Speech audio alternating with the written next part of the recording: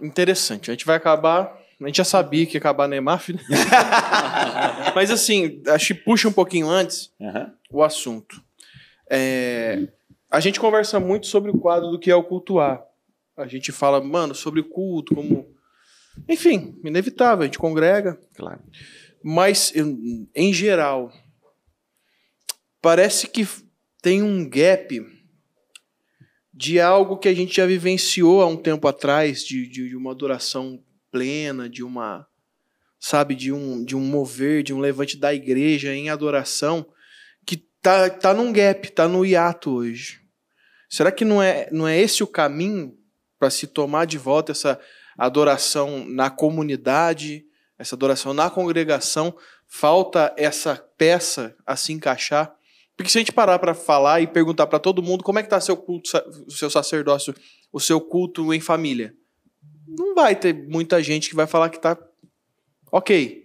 Então, acho que automaticamente isso reflete na igreja, no cultuar, no cantar, no salmodiar, vamos falar assim. Vocês não acham que em adoração seja uma peça fundamental faltando hoje na igreja mundial? Não vou nem falar brasileira. Na verdade, quando você diz adoração, você fala um pouco sobre a questão de música e já da música no em culto. si, né?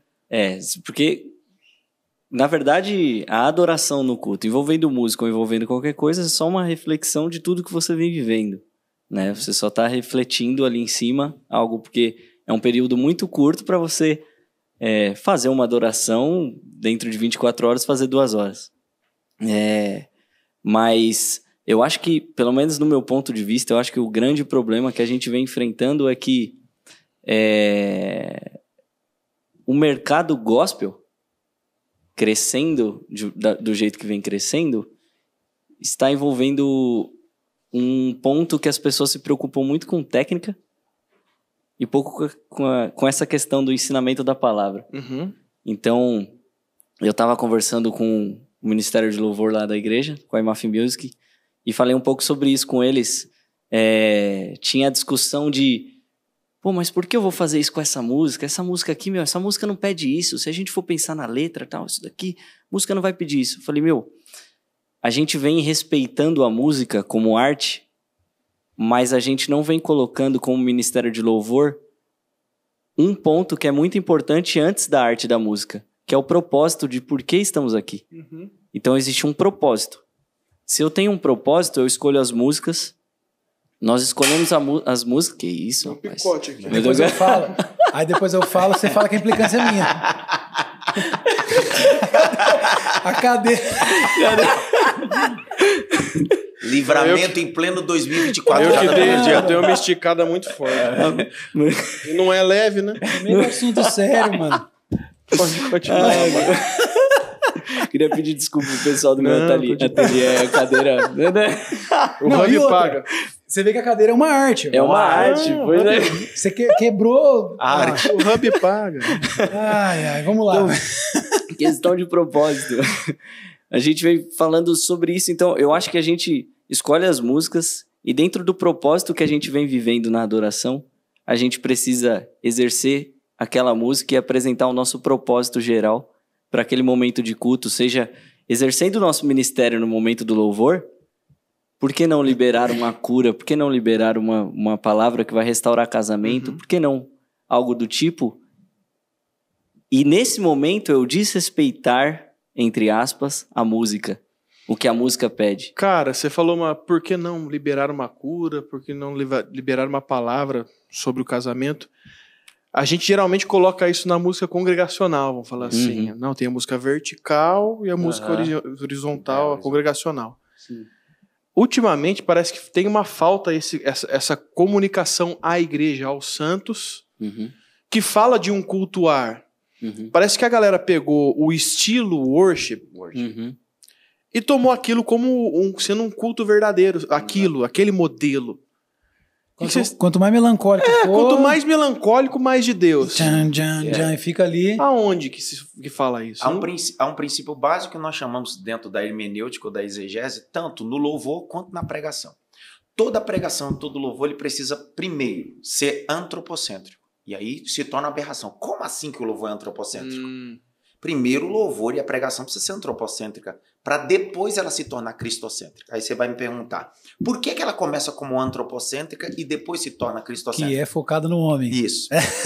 Tudo depende como você faz a aplicação. A pregação é antropocêntrica. Eu estou pregando para quem? Para vocês. O apregoar É apregoar. Então é antropocêntrico. Eu preciso me fazer ser entendido. Quando você entende o que eu estou falando, a partir daquele momento ela deixa de ser uma pregação antropocêntrica e se torna o quê? Cristocêntrica, porque Cristo começa a ser glorificado com o entendimento. E isso vira a chave do ambiente. Vira a chave do ambiente. Qual o grande problema? Nós estamos cantando e pregando, falando só com Deus, e quem está lá, às vezes, que não entende nada de igreja, de reino de Deus, está dizendo, cara, não estou entendendo nada. Ou só segue um fluxo. Ele fechou o olho, eu vou fechar. Eu vou te dar levantar a mão, eu vou levantar. Eu vou te dar um exemplo clássico. Outro dia eu estava num culto, e estava do meu lado, um médico, nunca tinha ido na igreja. E o Ministério de Louvor estava cantando uma música. Yahweh se manifestará.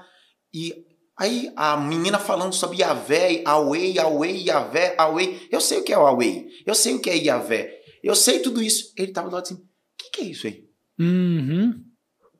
Você está entendendo o exemplo que eu estou dizendo? O louvor não está sendo um louvor antropocêntrico. A pessoa que está lá dizendo assim, desculpa a expressão, sou nordestino, mas que diacho é o Yahweh? O que é Yahvé? Que comida é? Que é isso? Eu falei com ele essa semana. Eu falei assim, parece que o crente, ele é tipo o Faria Limer. Que ele vai fazer ele tem um job, faz uma call pra definir o budget. O crente é a mesma coisa, só que esse monte de termo hebraico que a pessoa não sabe o que é. Não sabe o que é. Aí eu tive que subir antes de eu pregar e explicar o que é Jeová Nissi, porque a música toda era Jeová Nissi, Jeová Sabaoth. E é uma moda gigantesca. Agora o hebraico é assim, e outro detalhe, um monte de vocalização que às vezes vocaliza de forma errada. Errado o hebraico. Igual outro dia o pessoal cantando assim, o ruach de Deus está aqui, o ruach não é ruach, pessoal, é ruá. Ruá em hebraico, ruá é sopro. E a pessoa que tá leiga lá dizendo assim, o que é ruach, o que é ruach? Shaddai, o que é Jeová Nissi? Hoje vai vir o Shekinah. O Shekinah, pessoal. Primeiro que Shekinah... uma pessoa que vai entrar... Primeiro que Shekinah em hebraico significa habitação, não é derramado do Espírito Santo. Então, entende? Aí fica usando terminologias que exegeticamente... E aí, por isso que eu digo, o louvor precisa ser claro. Precisa saber o que está cantando. Se eu não sei o que eu estou cantando, não começa a adoração. Exato. Por isso que Neemias capítulo 8, quando Esdras sobe no púlpito para pregar, os levitas estão ensinando a palavra, não estão cantando. Isso. Então nós estamos vivendo um tempo de muita gente cantando, tocando, mas não sabe o que está cantando e nem tocando. Até porque no evangelho existe uma necessidade, se com a tua boca confessares. Existe uma necessidade no evangelho de confissão, de proclamação, de entendimento. E esse assunto é até um pouco mais profundo, porque, tipo assim, eu lembro uma vez, faz um tempinho já, a igreja que eu frequentava tocava muito a música da Fernanda Brum. Não tô falando mal da música, claro. Tem que explicar, porque da última vez... Vai lá, vai dar problema, vai dar problema. O boi de piranha aqui já foi. Calma aí, a música é maravilhosa, eu tô falando no momento do culto. Mas a música da Fernanda Brum que canta, o refrão é: estou clamando, estou sentindo, estou pedindo, só Deus sabe a dor que estou sentindo. E eu lembro que eu tava no culto, cantando, eu falei, gente, mas eu não tô sentindo dor. E aí, às vezes, tipo assim, beleza, há uma música profunda, uma música tem toda essa que serve parte... mais pro seu sacerdote. Só que é isso, é em casa. E de repente o ministro de louvor escolheu aquela música porque talvez ele tava passando por uma situação e ele fazendo a igreja inteira declarar que tava sentindo uma dor que nem existe. Ou muitas vezes é porque é uma boa música. Né? Aí que tem que ter a maturidade do ministro de louvor e entender o papel dele como na parte da igreja. Em chegar e falar, não, eu tô passando por isso, como às vezes até a gente comenta na igreja, já teve casos do pessoal que tá ministrando ali ter uma crise de ansiedade. Sério? Durante, no momento. 3 pessoas. Caramba. E assim, a gente tem que ter a maturidade. Eu falo muito pro pessoal, pastor, na verdade, pegava bastante no nosso pé no sentido de cantem com o olho aberto. Vocês, como ministro de louvor, estão servindo a igreja local para que algo que esteja acontecendo. E se alguém passar mal aqui na frente? O Dan fala isso, o Dan Duque. Observar o que você está fazendo, como você está... Esse levar a igreja.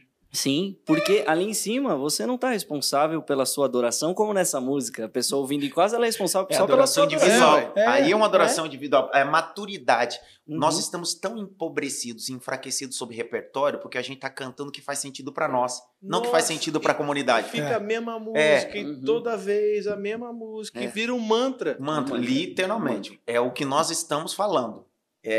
Eu preciso saber o que eu estou cantando e a comunidade precisa entender. Quando eu estava dizendo para vocês, eu subi e passei 10 minutos explicando sobre El Shaddai. Por quê? Porque o povo cantou, aquela multidão, e eu fiz a seguinte pergunta: o que é El Shaddai? A maioria não sabia, mas cantaram. E estão cantando. Então o grande problema é esse é o papel do ministro, esse é um papel do Ministério de Louvor. Acabar com o analfabetismo bíblico, não acrescentar campo harmônico. A música é arte, mas ensinamento é base. Sim, sim. Exatamente. E é interessante porque daí fica essa história de que o worship é a verdadeira adoração. Aí eu não posso. Fala. Não, fala. Não é.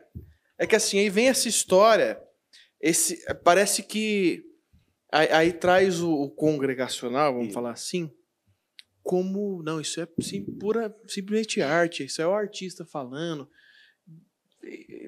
Ai, não posso. Fala pra ir pro corte. Não, ele tá se segurando, velho. Não, é tipo assim, aí é trazido como assim. Ninguém vai cortar. Uma pessoa que se move muito ali nesse tipo de música, alguém mais espiritual e entendendo o ambiente. Porque tem todo um vocabulário, né? Hoje tem toda uma ambiência. Só que aquele excesso de dopamina, né? Isso, todo um vocabulário para você explicar o que você não sabe explicar. Porque é espiritual. Aí você pergunta, o que é um ambiente profético? Não, porque... Pai... Não, o que é um ambiente profético? Porque não existe uma base para isso. Não existe. O ambiente... Não, o que é o ambiente profético? E não tem uma explicação para isso, para algo que emocionalmente foi criado. E cara, a gente não tá falando de ninguém que é crônicas de gelo e fogo, né? Ninguém quer ser muito presbiteriano. Mas cara, falta uma consciência. Por exemplo, há quanto tempo muitas pessoas não sabem o que é se alegrar na congregação. Não sabem o que é celebrar. O que é celebrar? Cantar dos feitos do Senhor. Nós perdemos essa excelência que tínhamos antigamente de celebrar, dizer bem assim os feitos, as grandezas desse Deus e etc. Não. E não estamos falando de arranjo. Não. Tudo bem que impacta no arranjo, porque acaba se empobrecendo o arranjo também. Mas a gente não está falando, nossa, que saudade do estilo musical da época do Renascer Praise. Não, gente... Impacta no arranjo, porque se empobrece o conteúdo, empobrece aquilo que envolve o conteúdo. Mas assim, mano, quando se cantou dos feitos de Jesus, ultimamente, dos acontecidos ou os que hão de vir, sabe? Então, eu tenho eu acabo sendo meio chato da galera, porque eu trago essa... E eu não tô falando de uma nostalgia, eu tô falando de uma necessidade do meio. Eu acho que o povo... começou a espiritualizar algumas coisas e se perdeu, começou a parar com a ideia de não, isso daí o pessoal está se emocionando, mas qual é o problema de se emocionar ou se alegrar por algo que está sendo cantado ou por esses feitos, desde que você tenha conteúdo para isso, entendeu? Porque você perde isso, mas ao mesmo tempo que você fala, não, eu não quero me emocionar e nem ser emocional demais, mas você está utilizando somente um exemplo, né? O worship como uma base de que isso acessa e abre o céu. Exato. Entendeu? A famosa chave. Exato. Você precisa ter a chave. A chave.